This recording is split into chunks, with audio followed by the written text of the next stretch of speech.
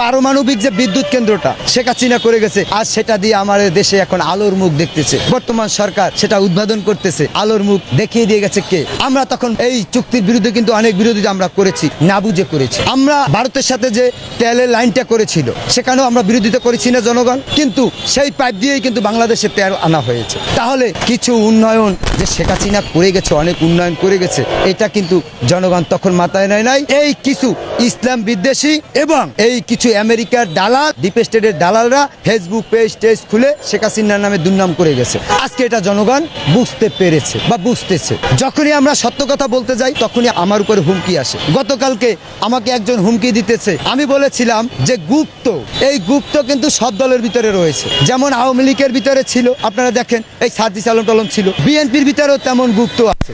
এই যে জামাত বলে, এনসিপি বলেন, এর ভিতরেও আছে। এখন আমি এই কথাটা বললাম কেন? এই জন্য সে আমাকে হুমকি দিচ্ছে।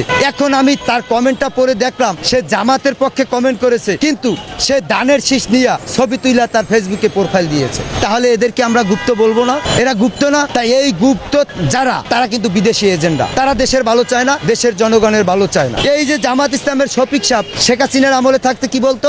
16ই ডিসেম্বর শহীদ মিনারে ফুল দেওয়া না জায়েজ, কিন্তু তারাই তো দেখলাম আমরা শহীদ মিনারে ফুল দিয়েছে। এখন কি সব জায়েজ?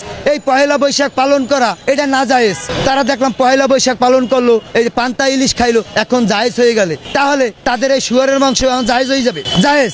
মামুনুল হক সেদিনকার বলেছে আওয়ামী লীগ যদি ফিরে না আসতে পারে সেজন্য আমেরিকার এই শুয়ারের মাংস হালাল। তাহলে সে যদি এই কথা বলতে পারে তাহলে সে কি মুসলমান?